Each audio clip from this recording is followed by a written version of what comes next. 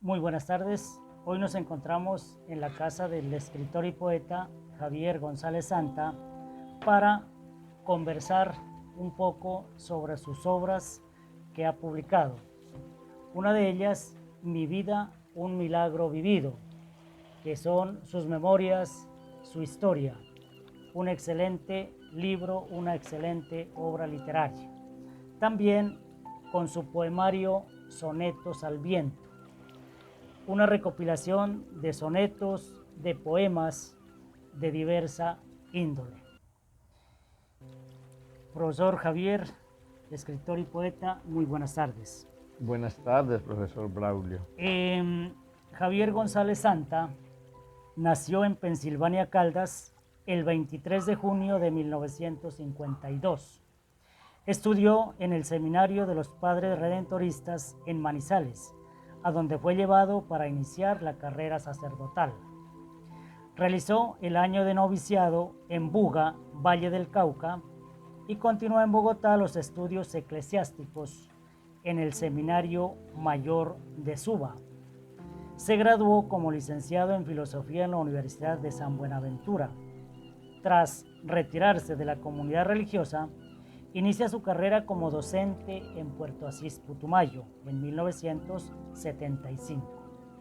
Trabajó como profesor y directivo docente 47 años. Es especialista en gerencia educativa de la Universidad Mariana de Pasto. Ha escrito ensayos, reseñas históricas, discursos, cuentos y artículos pedagógicos en las diferentes revistas escolares del Colegio Ciudad de Asís y de las Hermanas Franciscanas. Dejó como legado la letra del himno al colegio. Ya jubilado, asiste al taller de relato dirigido por el escritor Daniel Ángel, donde continúa plasmando en letras la pasión por la lectura y la escritura que lo ha acompañado toda la vida. Gracias, profesor y escritor Javier González, por permitirnos entrar hoy en su casa para hablar de eso que nos apasiona, para hablar de eso que nos une, que es la poesía y la literatura, para hablar de sus obras, Mi vida, un milagro vivido y Sonetos al viento. Profesor y escritor, poeta Javier González, ¿por qué un milagro vivido? Bueno, darle a usted una cordial bienvenida y una calurosa bienvenida aquí a mi casa de habitación, en la que he vivido ya por 44 años, eh, desde 1980, aunque yo llegué en el 75. Esta obra, el título de esta obra, podríamos decir que podríamos decir hablando literariamente, es una metáfora, porque aunque la vida se convierte en milagro para muchas personas, para mí lo fue de manera muy especial.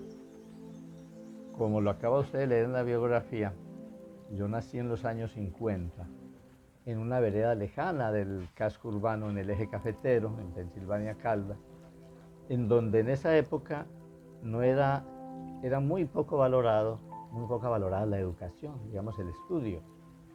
En esa época las familias tenían muchos hijos, pero era para trabajar en el campo. Y en el caso mío, pues a pesar de haber nacido en una vereda, en una finca cafetera, y aunque soy el mayor, pero rodeado después una cantidad de hermanos, pude salir de allá y ahí empezaron los milagros. O sea, ese milagro empezó desde que yo pude estudiar, pude superarme a pesar de las adversidades y de la época, de esas épocas que incluso también coinciden con la violencia partidista, ¿no?, de conservadores y liberales en los años 50 y 60. Y luego continuó, como ya vamos a ver a lo largo del reportaje que me hace muy amablemente el profesor Braulio, mi gran compañero por muchos años en el colegio. Desde ahí empiezan los milagros que se siguen produciendo, todos esos milagros convertidos en vida, en muchas facetas y giros de mi vida, luego en Manizales, en Buga, en Bogotá, donde hice en la Universidad de San Buenaventura, donde cursé la filosofía, y luego todos mis 47 años, porque esos fueron mis 47 años de docencia acá en el Putumayo, que en esa época, en 1970 y pico que yo lo conocí, y en el 73 que vine la primera vez, pues era muy distinto a lo que ya tenemos hoy. En esa época, como lo cuento en el libro, eran las condiciones demasiado difíciles para la vida y para todo. Entonces, espero que ese milagro se siga reproduciendo y eso es lo que lo estoy contando y después lo plasmé a través de los versos. Bien, entonces digamos que el Putumayo, este hermoso departamento, es testigo, es, digamos, en términos populares, es cómplice de ese gran milagro suyo. Me gusta mucho esa palabra que usted utiliza, Braulio. Qué bonita palabra. Sí, es testigo y es cómplice, porque gracias a que la misma comunidad redentorista que tenía a cargo acá la administración del vicariato, tanto en lo eclesiástico como en lo educativo y en lo cultural, después de los capuchinos, fueron los redentoristas, ellos, en vista de que yo, dice un dicho que nadie es profeta en su tierra, en que me era difícil ponerme a trabajar por allá donde nací, o en mi pueblo, que sí, es un pueblo muy interesante, cuna también de gente ilustre, ¿no? Pensilvania Caldas, en el oriente de Caldas. Sin embargo, me acogieron acá, yo me vine acá y aquí es donde he vivido la mayor parte de mi vida, porque yo llegué aquí de 23 años no más, recién salido egresado digamos, de los claustros clericales, de los claustros eclesiásticos, y aquí fue donde yo hice mi vida, en un comienzo en el Colegio Albernia, soltero, y sí, todo lo que ha pasado en el Putumayo, lo que yo he vivido, lo que yo he conocido del proceso socioeconómico, del proceso, los procesos, digamos, podríamos decirse colonizadores, pero también evangelizadores. Y pues yo soy de los que admiro mucho la labor de la Iglesia, que lógicamente ha tenido sus errores, pero la Iglesia ha sido la que ha traído mucha cultura y pues todo este desarrollo humano en estos territorios, que en esa época se llamaban territorios nacionales. Sí. En la primera parte hablaremos de esta obra, de esta gran obra, Mi vida, un milagro vivido. Esta obra, pues, ya los que hemos leído el libro, nos hemos dado cuenta que consta de 12 capítulos. Sí, sí. En el capítulo 1 dice, Miguel y Alicia conforman su hogar, nace el primer hijo. En el capítulo 2, la infancia. En el capítulo 3, ingreso al seminario de Manizales y estudios secundarios. En el capítulo 4, situación familiar y graduación de bachiller, 1965-1970. En el capítulo 5, el noviciado y seminario mayor, 1971-1974. El capítulo 6, viaje a Puerto Asís y primeros años de trabajo docente, 1975-1980. El capítulo 7, mi matrimonio y primeros años de labores en el Colegio Ciudad de Asís, 1980-1986. En el capítulo 8, consolidación familiar y laboral y bodas de plata del Colegio Ciudad de Asís, 1987-1996. En el capítulo 9, advenimiento del tercer milenio y siglo XXI, 1987-2007. En el capítulo 10, graduación profesional de los hijos, consolidación económica, 2008-2015.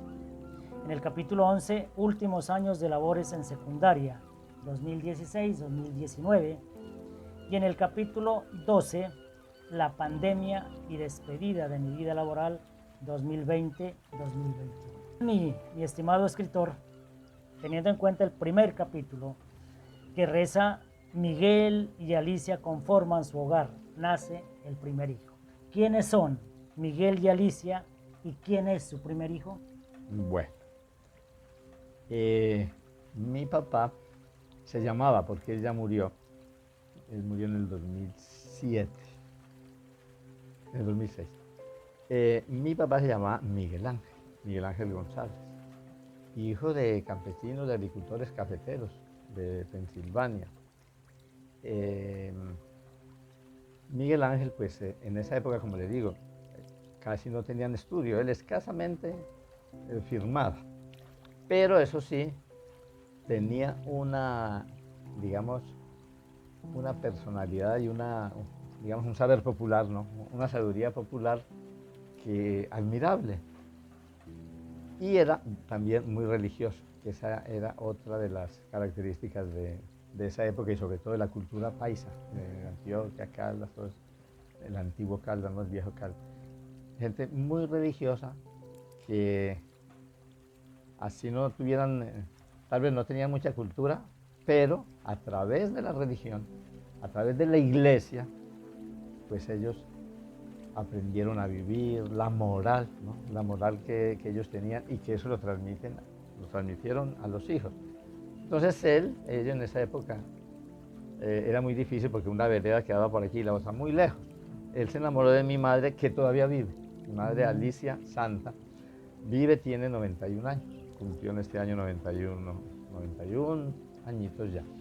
Y bueno, como todo joven era muy enamorado, tenía varias novias, pero lo más curioso es que una novia con la que ya se había comprometido para casarse, se llamaba también Alicia, nada, dejó a Alicia plantada y fue a visitar a su hermana, una hermana que vivía en otra vereda muy lejana, que se llamaba Santa Teresa esa vereda. Y allá conoció a mi mamá, pues una jovencita de 16 años, la conoció y como que dejó de charlar y dejó la boda que tenía ya, o el compromiso con la otra Alicia, y se casó con mi madre, Alicia Santa Duque. Mis abuelos, ellos son originarios de por allá, de Abejorral y de Sonsón, Antioquia, del oriente antioqueño, que esa es la colonización. Esa es una de las características de esta obra.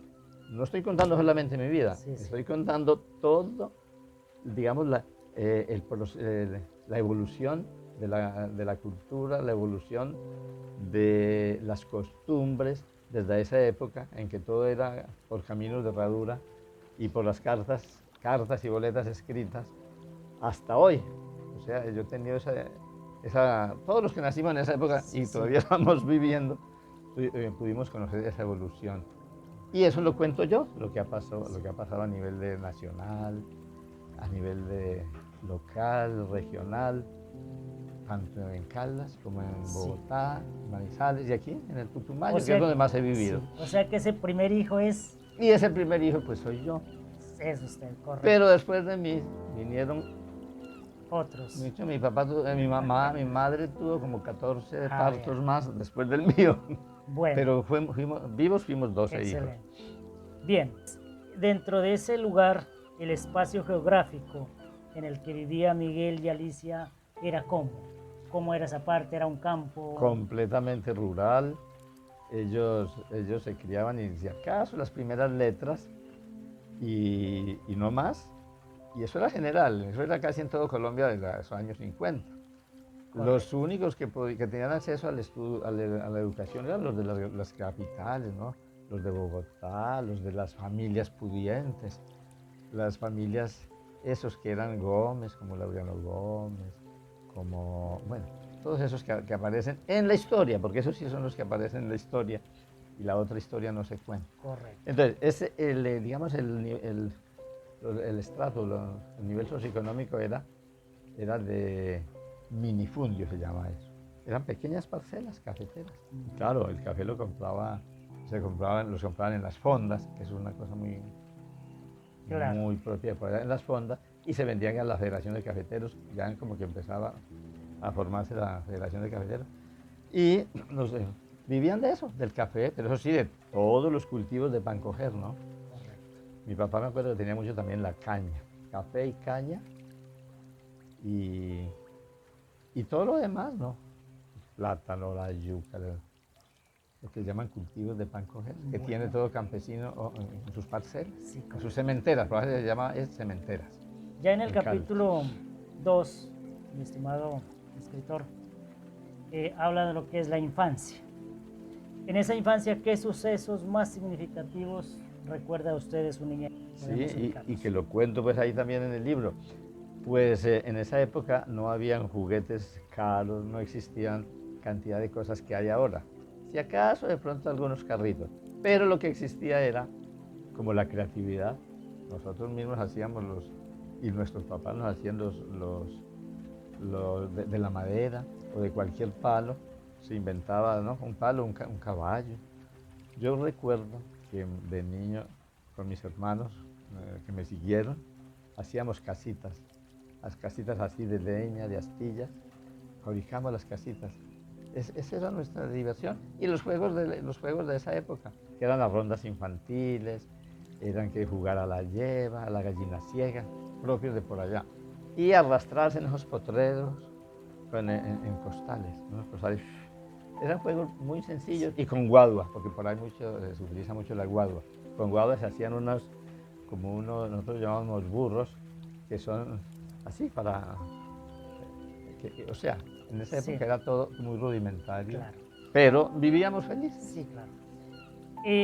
Dentro de su hogar, ¿qué valores caracterizaron a ese bonito hogar que usted nos relata? Y también a su comunidad en esa época. Pues la honradez, gente muy honrada, trabajadora, madrugadora, digamos decir. Ellos madrugaban, eso era desde muy temprano, porque una de las primeras actividades era el ordeño, ir a traer el ganado o la vaquita. Generalmente en todas esas fincas carreteras tenían una vaca y un caballo. Por lo menos eso sí se tenía El medio de por transporte. pobres que fueran. Entonces, esa era una de las primeras actividades que se hacían. Y trabajar la tierra y coger el café en el tiempo, sobre todo en los tiempos de las cosechas, era la recolección del café y el beneficio del café. O sea, había que descerezarlo, había que molerle, quitarle toda digamos, la cáscara, lavarlo y ponerlo a secar en unas celdas inmensas o en unas camillas, unas paceras, les decían los camillas, ahí se ponía a secar el café. Y luego se sacaba en la finca en los caballitos, porque todavía no llegaban. Ahorita ya llega por allá el transporte, las chivas, ¿no? Claro, Las sí. escaleras o los buses, escaleras o chivas, que se usan en todo Sí, Colombia. sí, sí. Pero antes no, era solo a caballo, Sí. la mayoría. Bueno, ya ingresándonos en el capítulo 3 de su gran obra, ya relata lo que es el ingreso al seminario de Manizales, sus estudios secundarios. Entonces, mi estimado poeta, ¿qué le motivó seguir la vida religiosa e ingresar al seminario de Manizales? Pues como yo le decía, por allá era muy valorada la religiosidad, la religión católica sobre todo. Y eso era lo que nosotros conocíamos desde niños, porque eso siempre nos llevaban a misa. Mejor dicho, un niño, lo primero era bautizarlo, porque un niño que no se bautizara, si se moría se iba al limbo, ¿no? Esa es la creencia. Y el limbo pues, es un lugar en donde quedan ahí, es un dicho, ¿no? Quedó en el limbo, o sea, ahí está colgando. Sí. Entonces, por eso lo que es los sacramentos era muy valorado, bautismo, confirmación, primera comunión, y eso era en medio de fiestas. Y no solo pues allá en el eje cafetero o en Caldas, sino a nivel de todo Colombia. Todo Colombia, sí. Eso fue así. Entonces, esa religiosidad a mí me motivó, pues yo dije, no, yo siempre tenía esa idea, por eso digo, desde ahí empieza el milagro. Yo dije, yo no quiero quedarme por aquí simplemente para arar la tierra, yo quiero ser algo más en la vida, sí. Quiero estudiar. Y entonces, cuando se dio la oportunidad y apareció por allá un padre redentorista buscando vocaciones, pero eso fue ya después de haber salido yo al pueblo, eso lo cuento después, esa fue como una motivación. Y tanto es que como uno de niño no conocía más profesiones, sino la del agricultor, que eran nuestros papás, los abuelos, ¿no? Aquí menciono mucho también a mis abuelos. Y la otra profesión era la de ser el profesor de la escuela, ¿no? La escuela rural, el profesor o la profesora, generalmente eran profesoras, sí. Y la maestra. y el sacerdote. Eran como las profesiones diferentes a la de agricultor. Claro. Entonces dije yo, no, yo sigo una profesión. Y era que, no sé, yo sentía como ese llamado. Ese llamado. Eso es cierto, es la vocación. Sí. Yo sí sentía ese llamado dije yo, no, yo me voy al seminario porque yo quiero ser un sacerdote misionero. Sí. ¿Usted tiene algún recuerdo de su experiencia académica y personal de pronto del seminario? Muchos recuerdos, de ahí tengo muchos recuerdos, sobre todo la disciplina con la que nos educaron, nos formaron. Y casi todos los profesores eran sacerdotes, los padres redentoristas. Incluso había uno que él fue párroco de aquí de Puerto Francisco Putumayo, el padre Pablo Patiño, que él es filólogo clásico de la Universidad de Salamanca, en España. Él es santanderiano, de Socorro Santander. Todavía vive, tiene más de 90 años también. Y nos comunicamos todavía Sí. con él. El padre Pablo fue uno de los profesores y me enseñó a mí latín, inglés, bueno, idiomas, porque él era filólogo clásico. Y no solo latín, griego. Entonces yo recuerdo mucho esa formación. Y en esa época, por eso mi título de bachiller es así, es que bachiller clásico. En realidad nosotros estudiamos una cantidad de materias clásicas, incluyendo hasta eso, el griego, el latín, la literatura universal. Y no, y todo lo demás, pues las matemáticas, las ciencias, eh, todas las materias en esa época eran diferentes, ¿no? Pero recuerdo mucho que en el comedor, nosotros mientras estábamos almorzando, por ejemplo, no se permitía hablar, sino que leían. Desde ahí me empecé yo a enamorar de los libros y de la literatura y de la lectura, porque se leía, se sentaba ya uno de los, en esa época se decía quinto o sexto bachillerato, que eran los grandes, los últimos. Entonces, alguno de sexto bachillerato se sentaba ya y nos leía libros, nos leía la prensa, La Patria de Manizales, y así. Nos leía de todo, hasta filosofía, Vea. de todo leían. Y entonces, eso, yo en lugar de cogerle, digamos, fobia o odio a las letras, fue al contrario. Le cogió amor. Le cogí fue amor. Correcto. Bien. Bueno, Entrando ya en el capítulo 4 del libro, la situación familiar y graduación de bachiller entre 1965 y 1970. bueno. En este lapso de tiempo, entre estos años, ocurrieron algunos cambios dentro de su familia. ¿Puede hacer alguna referencia de algunos de ellos? Bueno, esa época, 1965 a 1970, es la época del bachillerato, de los 6 años del bachillerato. Yo pues llegué al seminario como un niño campesino a los 12 años, no sin conocer la ciudad y edificaciones grandes como las que habían, no tantas en esa época en Manizales, pero sí, ya era una ciudad, ¿no? La Sí, ciudad sí, claro. capital. Entonces muy distinto al campo y al pueblo donde yo había hecho la primaria. Yo recuerdo que mi familia en esa época tuvo que hacer mucho sacrificio para poderme colaborar, digamos, para poder pagar la pensión, que en esa época era de 100 pesos, pero eso era mucha plata, 100 pesos. En 1965 era mucha plata, 100 pesos. Y eso era muy difícil porque empezaron a nacer más mis otros hermanitos. Eso cada año nacía un hermanito, ¿no? No había planificación familiar ni en esa época, no, eran los hijos, y sobre todo ellos con esa religiosidad, los hijos que Dios diera. Que Dios diera. Y muy duro porque a veces no tenía no llegaba el dinero de la pensión mensual. Sin embargo, como yo era bien juicioso y decían los padres, no, es que este sí va a ser un gran misionero, entonces a veces hasta me perdonaban o se hacían caso omiso del dinero que yo debía de pensión, y entonces me ayudaron ellos mucho. Bueno, bien interesante esa historia suya, esos recuerdos suyos. Ya en el capítulo 5 ya hablamos de lo que es el noviciado y el seminario mayor, entre 1971 y 1974. ¿Qué experiencias personales y qué aprendizajes espirituales le dejó este noviciado? El noviciado se hacía en Buga Valle, al pie del Milagroso, o sea, en la Basílica del Señor de los Milagros, que eso es propiedad de los redentoristas, de los padres redentoristas. Ahí hice yo el noviciado y ese es un año de espiritualidad. Y en esa época se hacía después del bachillerato. que se llamaba el Seminario Menor. Bachillerato era el Seminario Menor. Cursé todo ese bachillerato ahí en Manizales.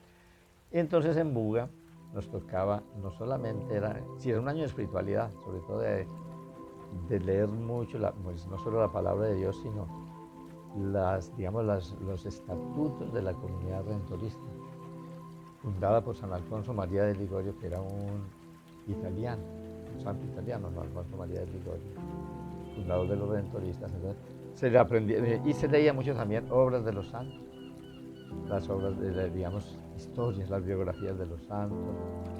Pero fuera de eso, fuera de la oración, ¿no? Oración y contemplación, era la pastoral, el trabajo pastoral o de evangelización y de catequesis. Y nosotros nos íbamos con sotana, porque nosotros antes de empezar el noviciado había que tomar el hábito redentorista, o sea, la sotana. En esa época era con sotana. Y con esa sotana, en medio de esos calores del Valle del Cauca, nos íbamos todos los sábados a Guacarí Valle, que queda cerca de Buga, antes de llegar a Cali, Guacarí. Y allá, en Guacarí, hacíamos asambleas familiares con la gente, íbamos de casa en casa visitando, y también catequesis a los niños. Entonces ya de una vez estábamos nosotros haciendo las prácticas de la futura misión o de la misión que era pues evangelizar, de un misionero y de un sacerdote. Bueno, ya en el capítulo 6 habla de lo que es el viaje a Puerto Asís y los primeros años de trabajo docente, 1975-1980. ¿Qué lo motivó a usted viajar acá, a Puerto Asís? Bueno, lo primero es que, como siempre ha sido, es difícil conseguir uno. Yo trabajé primero en Bogotá en colegios privados, en un colegio privado, pero ahí lo explotan a uno mucho, no le pagan como, digamos, lo justo, es demasiado trabajo y difícil también de conseguir en Bogotá. Entonces, en un comienzo pues yo pensé de pronto trabajar en mi pueblo natal, mismo en Pensilvania, pero eso como me fue imposible, y yo teniendo relación con los redentoristas, que eran los que administraban aquí la educación, ellos eran los encargados del vicariato en esa época, era el vicariato apostólico de Sibundoy. Entonces ellos me dijeron, no, pues vámonos para el Putumayo. Y de pronto un padre que creo que ya murió, el padre Mario Aristizábal, que era el rector del Colegio Albernia de Puerto Asís, me lo encontré una vez en Manizales, porque yo estaba en Manizales, en esa época, donde un tío y una tía que vivían allá, porque ellos creo que ya murieron los dos, ella también. Los dos tíos que tenía allá, la tía y el tío, ya murieron. Entonces me dijeron, no, pues vámonos para allá en Puerto Asís. Y en esa época había quedado una vacante acá en el Colegio Albernia, que era para dictar filosofía, religión y bueno, otras cosas que eran muy propias de lo que yo ya había estudiado. Y ya estaba terminando la licenciatura en filosofía en Bogotá, en la Universidad de San Buenaventura. Pero vivíamos en Suba, que era donde estaba el seminario mayor. Entonces, a eso es que va la pregunta, ¿no es cierto? Sí. Bueno, ¿O qué otra cosa? Sí, esa es. Estamos conversando sobre el transcurrir de su vida, de lo que contiene el libro. Y la llegada aquí a Puerto Asís, pues yo la narro también ahí en ese capítulo, cómo era. Yo salí de Manizales, preciso, hace 50 años, vea esto, va a ser 50 años que yo, un 15 de agosto, o sea, mañana, salí de Manizales con una maletica vieja, unos pocos libros, las pocas pertenencias que tenía, porque me iban a nombrar acá en el territorio escolar del Putumayo, se llamaba, y el que nombraba era Monseñor Ramón Mantilla Duarte, redentorista. Y el secretario era don Luis Caicedo Hidalgo. Esas historias de esa época que creo que usted algo se acuerda, claro, o por lo menos sus padres conocieron mucho a ellos allá en Sibundoy. Correcto.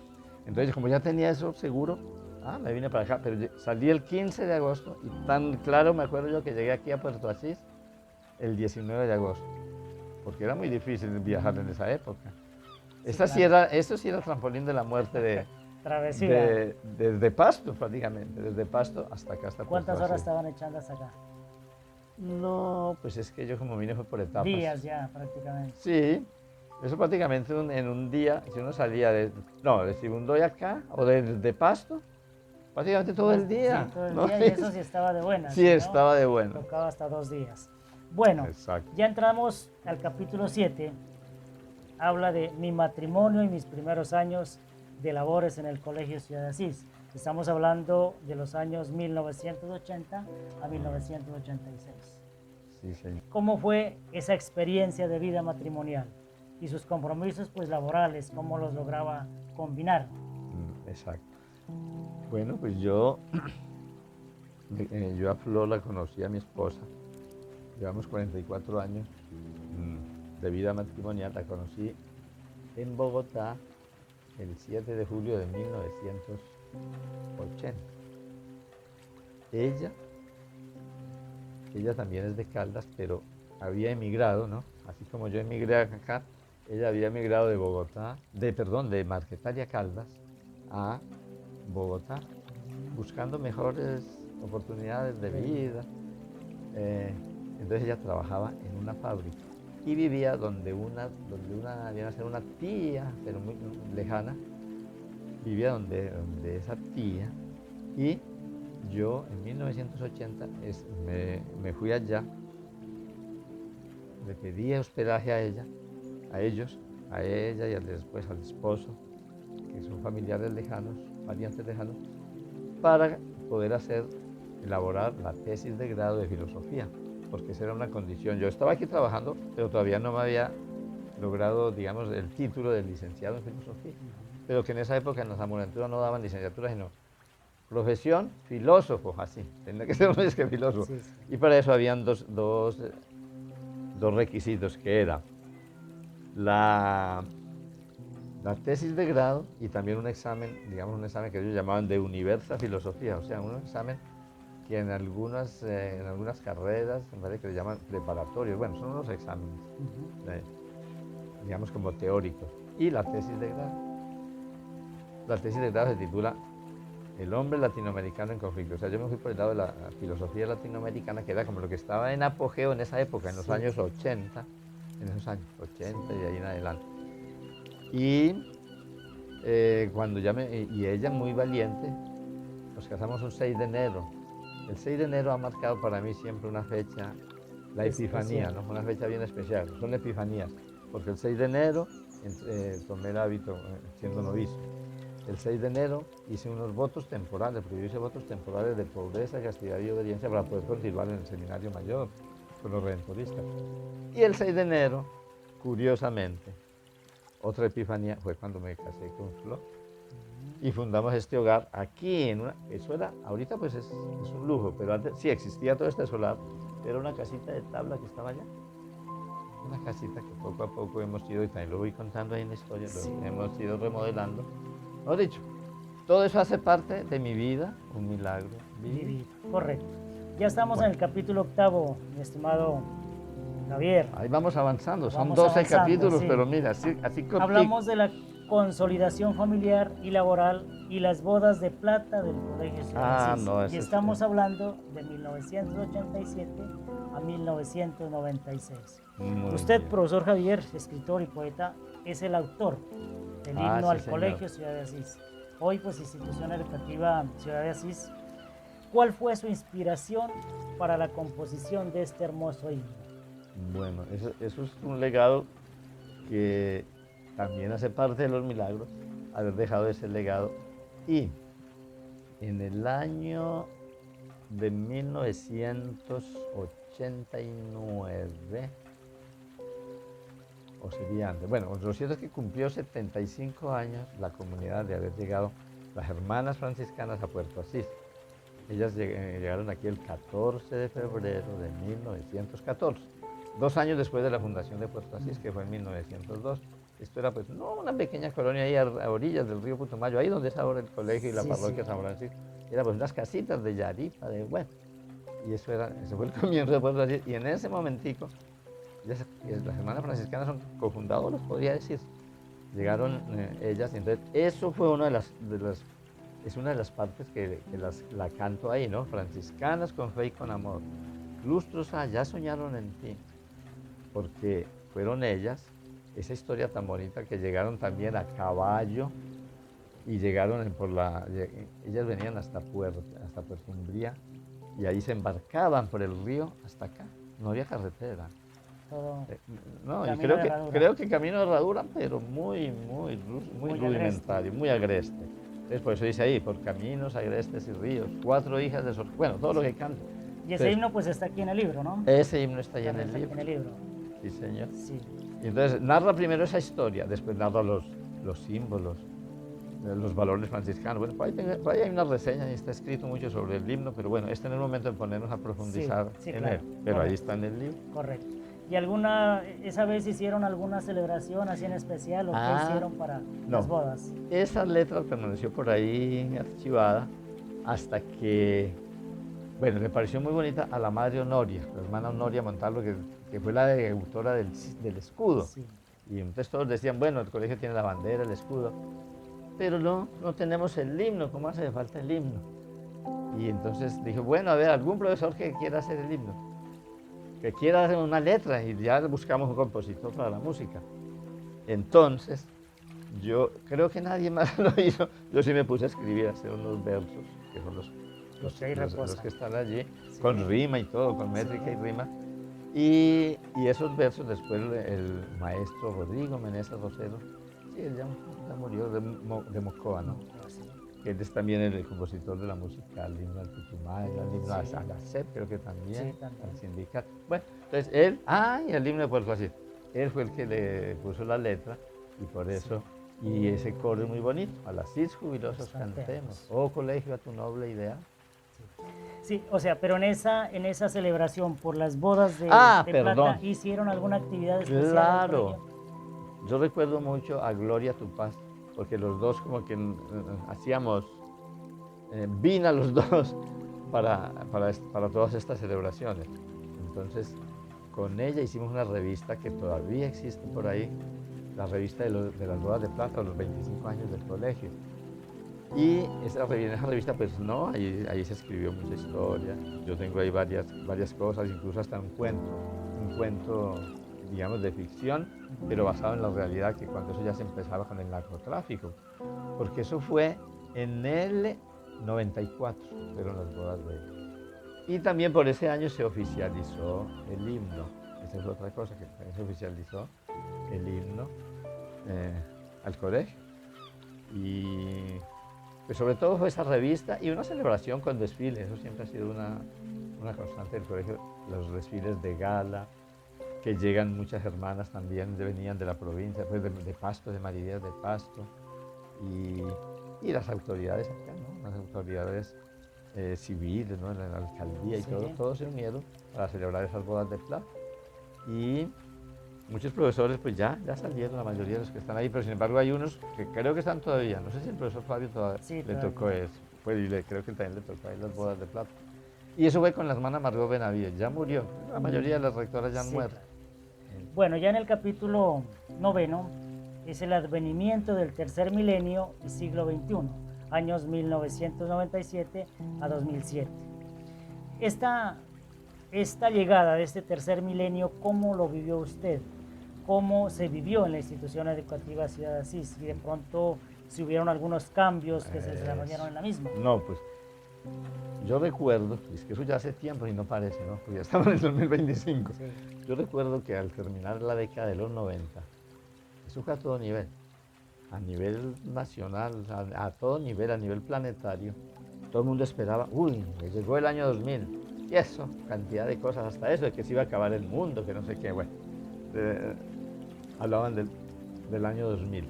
Entonces, en cuanto a educación, se celebró un congreso que fue creo que fue en el 98, en abril del 98 en Bogotá, para que nosotros fuimos invitados por haber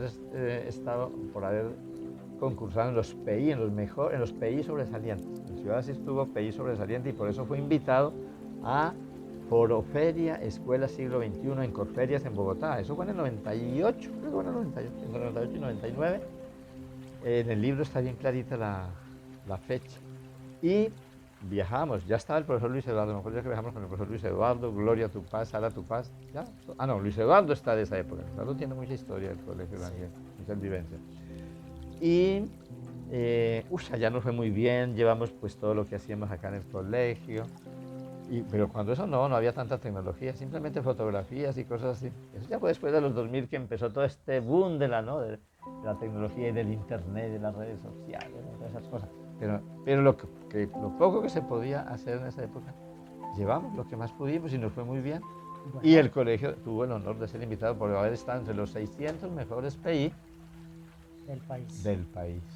Bueno, ya en el capítulo 10, graduación profesional de los hijos y consolidación económica, 2008 a 2015.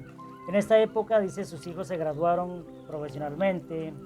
¿Cuál fue ese impacto de esos logros dentro de la familia? Lo que pasa es que la idea de nosotros, tanto mía como de mi esposa, era pues que los hijos se educaran, ¿no? Aquí estudiaron en los colegios, en el colegio de Albernia, porque era el único colegio masculino, ¿no? Son 3 hijos varones los míos. Entonces, como era masculino, el único, como el Alcis era solo femenino, entonces yo no podía matricularlos en el Alcis, sino en el Albernia, y ahí estuvo hasta noveno el hijo mayor, Francisco Javier. Después, como en el año, entre el 99 y el 2000 hubo unos paros cocaleros y una cosa terrible. En esa época era muy convulsionado el problema del narcotráfico, la guerrilla, los paramilitares. En esa época los llamaban los macétonos, los del MAS. Bueno, y todos esos masacres que hubo en el Tigre. Pues entonces el hijo mayor, desde el 2000 está en Bogotá, ya terminó, él es ingeniero electrónico, ya terminó el bachillerato en un colegio distrital y estudió electrónica, ingeniería electrónica en la Universidad Distrital Francisco José de Caldas, la Universidad Distrital de Bogotá. Y ahora él ha hecho posgrados y de todo, y él es profesor universitario, como que le dieron también al papá, él es profesor universitario del Politécnico Gran Colombia. Y también, el segundo hijo, él estudió fue en Manizales. Todos estudiaron en diferentes ciudades, pero eso era duro para mí porque yo tenía que sostenerlos a todos. Yo a todos los estuve. Y el menor, él sí pudo estudiar en la ciudad de Asís, que es Óscar, que creo que fue hasta alumno suyo. Óscar Eduardo González. Él estudió economía. Bueno, el segundo es veterinario, estudió en Manizales, en la Universidad de Caldas Veterinaria. Él es el único que vive aquí con nosotros en Puerto Asís. Y el tercero, que es Osquita, que usted fue su profesor, Óscar Eduardo estudió economía. También tiene un posgrado en administración pública. Y en este momento, ya desde el 2020, él se fue a Bogotá a acompañar al hermano, trabajó con el distrito. Y después, porque le gusta aplicar a todos esos concursos que salen por meritocracia, y quedó de primero en un concurso para la alcaldía de Villavicencio, y allá se fue. Y resulta que él allá tenía una novia que también es de aquí de Puerto Asís. Bueno, esa novia había estudiado en Popayán, había estado hasta en la Argentina, estudió en el Asís, la esposa, y ellos se casaron hace un año, viven allá. Ella es fisioterapeuta, viven en Villavicencio. Nosotros cada rato vamos a visitarlos. A visitarlos. Sí. Bueno, ya en nuestro capítulo 11, últimos años de labores en secundaria, 2016-2019. ¿Cuáles son esos recuerdos de sus últimos años como directivo de la institución educativa Ciudad de Asís? Bueno, de los últimos años, pues ahí ya hubo bastantes cambios que están también narrados ahí en la obra. Hubo bastantes cambios porque en el 2016 ya no eran las hermanas franciscanas las que regentaban el colegio. Ahí ya empezó como rector el diácono Fernando Herrera, que afortunadamente es un diácono, es una persona pues consagrada que continuó, o sea, recogió las banderas y la filosofía, los principios y todo de las hermanas franciscanas, digamos. Entonces, pero de todas maneras, ahí fue un cambio bastante siempre difícil. A mí un poco me costó porque pues, estaba siempre muy acostumbrado a trabajar con las hermanas. Sin embargo, bueno, uno se adapta y yo ya sabía que pronto tenía que retirarme. Y lo curioso es que yo tenía que retirarme a los 65 años y los cumplía en el 2017.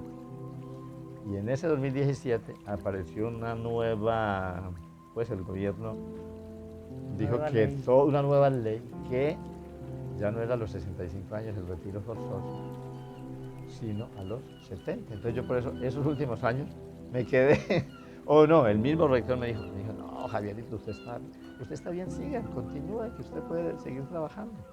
Y verdad, pues yo me sentía como con capacidad de seguir trabajando, por eso trabajé hasta los 70.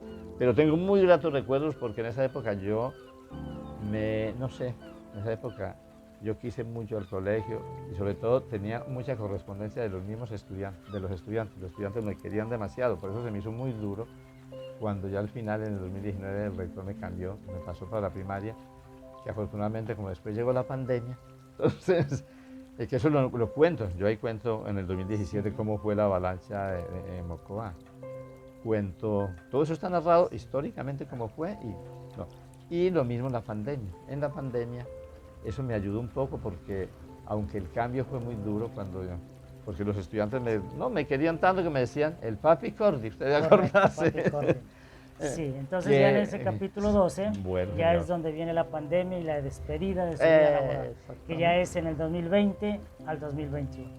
Entonces, Al 22, ahí fue al donde me retiré. 2022, Pero eso ya como ya fue virtual. Sí, entonces ya, ¿cuál fue ese impacto Bueno, de la pandemia en su vida personal y profesional? Pues ya en estos años de encierro prácticamente. sí, De la señor. pandemia. Bueno, resulta que, como le estaba contando, me afectó tanto el cambio intempestivo del rector que me mandó a la primaria, pues que me dolió. Yo sé que a mí y también a algunos compañeros, que por qué sin motivo me han mandado, aunque no, era coordinador normal, o sea, no me afectaba en lo económico, ni no, nada, pero en lo afectivo sí, porque yo estaba tal vez muy apegado a la secundaria y a los estudiantes de allá. Y bueno, eso fue un poco duro, pero afortunadamente, y ahí viene el otro milagro, en ese año yo me enfermé mucho. Tuve varios quebrantos de salud que también fueron narrados allí. Y todos nos fuimos a fines de enero porque yo me enfermé demasiado. Nos fuimos a Bogotá y allá nos cogió la pandemia y el encierro. Yo pedí una licencia y yo ya iba a renunciar. Le dije al rector, no, yo ya renuncio. Y me dijo, no, Javierito, siga, que eso como es virtual. Entonces ahí me estuvo reemplazando el profesor Fernando Flores en la primaria, porque ahí me nombraron de coordinador de la escuela central, pues de la sede 2 primaria. Y pues, aunque fue duro, hasta octubre estuvimos en Bogotá encerrados y eso me sirvió porque al menos estuvimos protegidos. Allá, encerraditos en Claro, Bogotá, porque había que cumplir la y ya, cuarentena. sí, y ya esa última semana de vida laboral, digamos, en la institución educativa, ¿cómo fue? ¿Cómo la recuerda? Y de pronto, ¿qué despedida le hicieron los Uy, compañeros? no, eso fue muy bonito, porque pues yo estaba de coordinador ahí en la primaria, en la antigua escuela central, y, y eso como a uno le llegan los preavisos, ya me llegó el preaviso, no la resolución prácticamente. Ya usted, el 23 de junio, el día que cumplía los 70 años, el 23 de junio usted eh, ya debe retirarse porque ya cumplió el retiro forzoso, pues, cumplió eso llega a una resolución. Pero lo más bonito fue la despedida que me hicieron, una despedida con un video hermoso que hicieron ustedes, sobre todo los compañeros, sobre todo de la secundaria. Ahí agradezco mucho a Heriberto Molina, Lucía Gavilanes, Bertica que se nos fue también, que fue de las primeras, una de las pioneras también de Ciudad de Asís. Y fue una despedida muy bonita porque fue con un video también de la vida, que ese mismo video me motivó, digo yo, así como hay un video, pues voy a escribir entonces. Y me motivó mucho también mi hijo menor, Francisco Javier. Escriba, y si usted escribe bien bonito, pues, escriba todo lo que todas esas vivencias, esa vida suya, escríbala porque vale la pena. Y yo me puse a pensar, yo como que dije, no, ¿qué? Después me animé porque siempre me han gustado las letras, siempre me ha gustado escribir. Y es más, la poesía también, pues ya había dejado la letra Sí, del himno. Y por eso, a eso también se debe estas obras. Y esa en el obra. epílogo yo cuento, yo hago un recuento en el epílogo, al final, yo mismo hago el epílogo, porque el prólogo me lo hizo Daniel Ángel, el primer mentor que tuve, que es poeta y escritor Daniel Ángel. Él me hizo el prólogo muy bonito, ¿no? Donde habla de que, que la vida mía es como una obra de arte, lo dijo él ahí, es muy bonito, con muchas metáforas y todo. Sí. Porque a él le pareció muy interesante la vida mía, es decir, tantos giros que usted da en la Correcto. vida. Bueno. Y en ese epílogo, perdón, Ajá. Braulito, que le diga esto último, yo hago como un recuento de todas las décadas que viví, ¿no? 7 décadas. Los 2 siglos y los 2 milenios en los que he vivido. Y aquí voy. Y después de eso me dediqué, bueno, a esto que estoy ahora, a Bueno, escribir. entonces, esta obra, Mi vida, un milagro vivido, pues además de contar las memorias del autor, narra una historia, narra acontecimientos que merecen ser recordados, ¿no? Sí, y Entonces, acontecimientos históricos, correcto. a nivel, digamos, del mundo, de Colombia, del Putumayo y de Puerto Asís. Sí. Muchos acontecimientos históricos. También pues merece, digamos, nuestra especial atención la reciente obra de nuestro escritor, poeta Javier González, Muchas titulada gracias. Sonetos al viento. Esta. Este poemario pues consta de 6 partes también, en las cuales se encuentran diferentes poemas, ¿no? En la primera parte pues está el canto a la naturaleza. Hay una parte allí, o un soneto mejor, que son sonetos al viento. Importante leer, digamos, unas partes o todo el soneto, estimado escritor, Sí. para El soneto, que se conozca. Ok, el soneto que le da título a esta antología, ¿no? Es una antología, un poemario. La página 25. Y yo lo quise hacer, y lo explico ahí en primer lugar, lo explico ahí por qué escogí yo el soneto, porque eso me trajo, también me trajo una cantidad de recuerdos de mi infancia, no, de mi adolescencia, cuando era estudiante en el seminario Manizales, cuando era estudiante del bachillerato, la secundaria, que nos ponían a hacer sonetos. Bueno, toda clase de poesía, pero entonces no sé por qué nos dijo el profesor de Idartes, John Alejandro Prieto, que él es el que hace el prólogo, y lo hace en forma de soneto inglés, sonetos de Shakespeare, lo hizo en esa forma. Y él se admiraba y decía, pero qué belleza, usted tiene como un talento especial para hacer sonetos. Y sí, me puse yo en esas y por eso tengo ya varias, y usted los va a nombrar ahora, los diferentes temas de los que trato. Empecemos por los de la naturaleza. Sonetos al viento, página 25. Entonces, el que le da el nombre al libro es Soneto al viento. Ajá. Y dice así. Los sonetos pues son 2 cuartetos y 2 tercetos. La métrica puede ser en decasílabos, o sea, versos de 11 sílabas, o versos alejandrinos que son de 14 sílabas. Y el soneto al viento dice así. Se encuentra en todas partes en diferentes gamas. Cruza el viento las cimas de las altas montañas, las selvas y los ríos continuamente araña, estepas y llanuras a veces ponen calma.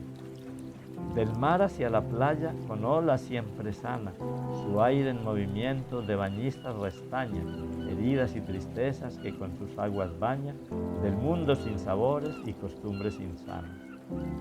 Cuando el cambio del clima lo torna malhumorado, castiga el entorno con vientos huracanados, arrastra con su fuerza todo lo que se encuentra. Es como el ser humano, bueno y malo a la vez, de abusos al planeta, lamenta su altivez, cuida a la madre tierra para evitar su revés. En los versos, en los sonetos que cantan la naturaleza, como los titulé Cantan la naturaleza, siempre termino con mensajes ecológicos, casi siempre. Sí. Mensajes de protección al medio ambiente y de proteger la vida y el planeta. Y ya pasando a la parte de la lírica filosófica, encontramos un soneto muy importante también, que es el libro de la página 46. Ok. Pues le cuento, Braulio, a manera de anécdota, que el que me presentó en Bogotá, estos libros todos han sido presentados en la Feria Internacional del Libro de Bogotá, el primero en la del 2024 y este año, porque este es recién sacado, recién editado en este año 2025. ¿Y qué página me dijo? Página 46. Bueno, y el que me presentó, que es un profesor de la Nacional, Anderson Zambrano, él decía que la parte que más le había gustado era la lírica filosófica. Y en realidad, pues esa es mi especialidad. Pero yo ahí no solamente tengo filosofía, porque tengo también muchas cosas de teología, como se da cuenta, de Dios, de San Francisco de Asís, de qué es qué es la nada, qué es no sé qué, bueno, una cantidad de cosas que son, y qué es la vida, la muerte, que son temas existenciales, temas de la filosofía. Y el libro es algo, a algunos les gusta, me encanta eso, porque a unos les gusta un soneto, a otros les llama la atención otros. Pero para mí, cuando yo los leo, es como si si fuera por primera vez, yo digo, yo escribí esto así, ¿yo a qué hora escribí esto? Está bonito. Yo mismo me digo, yo escribí esto y está bonito. Bueno, el libro. Desde el alfabeto hasta la era digital, el libro, nacido del árbol como hogar, se ha transformado de manera sin igual de papiro a electrónico en la edad actual. Era un lujo para el habitante medieval. Reyes y monjes lo podían disfrutar. Sagrado y prohibido para cualquier lugar, era reservado en un ámbito conventual. Con la imprenta, el libro se tornó popular. Lo encontramos presente en todo lugar. Identifica la lectura y la libertad. Es enemigo que el poder busca eliminar, porque el libro siempre ha sido libre en su pensar. Quiera Dios que nunca nos vaya a abandonar.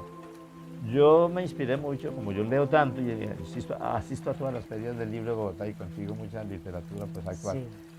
Ya en la parte 3 del espere, le libro. cuento esta anécdota. Esta partecita es de... Me inspiré mucho en Irene, El infinito en un junco, de Irene Vallejo, como ella explica el origen del libro y el origen del alfabeto y todo hasta la era digital. Irene Vallejo, una filóloga española que fue invitada a la Feria del Libro del 2024 a Bogotá. Bueno. Y ya en la parte 3 está lo que es Patria y Hogar, y encontramos un hermoso soneto también, que es Puerto Asís, página 96. Ok. Vamos a leer el soneto Puerto Asís. Este también le gustó mucho al que me presentó en Bogotá en la Feria del Libro, a Anderson, y dice así, dedicado a Puerto Asís, mi segundo hogar, mi segunda patria, mi patria donde más he vivido, Puerto Asís. Ante el alto gobierno colombiano, un fraile de la misión capuchina, tras el avance de la nación vecina, su grito de alerta fue muy diáfano. Ese 4 de octubre tan lejano, un sacerdote en Bogotá conmina que una colonia pronto se defina, centinela del suelo colombiano. Bello puerto con nombre franciscano, en la ribera del río Putumayo, se fundó con la cruz un 3 de mayo. Hoy Puerto Asís, ciudad cosmopolita, muy comercial en medio de la selva, a proteger la Amazonía invita. Excelente. También le gustó mucho a Anderson, o ha gustado mucho en Bogotá, porque dice ahí conjuga naturaleza, historia, política, digamos, defensa del territorio y de la patria. Por eso le gustó mucho que todo es en esos 14 versos, digamos, en esos 2 cuartetos y 2 tercetos, se narra toda una realidad que es esta, en la que queremos tanto nosotros. Queremos tanto a Puerto Asís, nuestro municipio amado. Bueno, ya pasando a la parte cuarta, parte número 4, es la Oda a la Familia. Y allí hay un soneto muy bonito, que es el soneto a la mujer. ¿Le gustó a Braulio el soneto a la mujer? Sí. A otra persona que lo leyó también. Como le digo, son tantos los sonetos, aquí hay como 160 y pico de sonetos. A unos les gusta, a otros a otros, pero todos son bonitos, dice. O todos tienen mensaje, todos tienen soneto a la mujer. Con 5 letras se escribe mujer, el ser que todo hombre tiene a su lado, colmándolo de ternura y cuidados desde el día que nace hasta fallecer. Una mujer, mi madre, me vio el ser. Otra mujer, mi esposa, está a mi lado. Me acompaña como un ángel alado, me ama y anima sin desfallecer. La mujer, obra maestra de Dios, su belleza ilumina la creación, su corazón océano de amor. Honraré siempre su gracia y fortaleza, admiraré su esencia y delicadeza, celebraré su amor con devoción. Excelente, a la mujer. Braulio, me pasa esto. Cuando yo leo esto, ya después de días que no lo leo, Sí, sí, sí. yo mismo me digo, gracias a Dios, este es otro milagro. Está, Esa está bien obra, escrito. sí. Sí, entonces ya la parte quinta, usted habla de las amistades entrañables, que también hay algunos poemas a ellos. La parte sexta también de la parte, habla de las mascotas familiares, Ah, sí, ¿no? sí.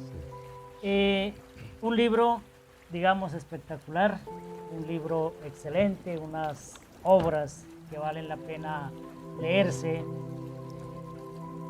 Aquí hay una parte muy importante, dice, mi corazón saltaba de gozo al ir ascendiendo la empinada falda de la montaña, alfombrada de verdes potreros, y ver cada vez más cerca la casita de campo, pintadas sus paredes blancas con cal y sus puertas, ventana y chambrana de rojo, rodeada de patios y corredores repletos de matas florecidas. Del autor Javier González. El exdocente José Javier González Santa de la Institución Educativa Ciudad de Asís es el autor de la letra del himno de esta institución, demostrando que tiene un gran talento para las letras.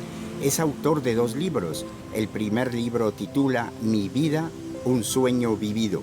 El segundo libro titula Sonetos al viento. Él es docente de esta importante institución educativa, está aportando a la cultura de la ciudad de Puerto Asís. Muchas gracias.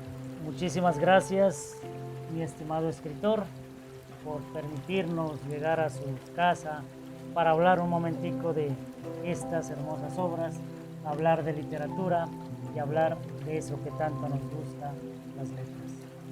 Muchas gracias, mi estimado escritor. Profesor Braulio, muchísimas gracias a usted por tomarse ese tiempo suyo y dedicarlo, digamos, a estas 2 obras, porque a ambos nos gusta la literatura, yo sé. A usted solo le falta es publicar porque tiene gran cantidad de poemas y de pensamientos y de discursos también muy profundos. Muchas gracias. Siento también una gran admiración por usted y por muchos compañeros que me han colaborado y que han valorado estos escritos. Y pues la idea es continuar. Por ahí tengo de pronto para otra obra, pero bueno, vamos despacio. Mientras tanto hay que dar a conocer estas obras y me parece una excelente idea que darlas a conocer. Correcto, sí, importantísimo, ¿no? Dar a conocerlas para que especialmente la juventud empiece a valorar lo que es la lectura. Mil Sí, gracias, señor. A bendiciones. usted, muchísimas gracias.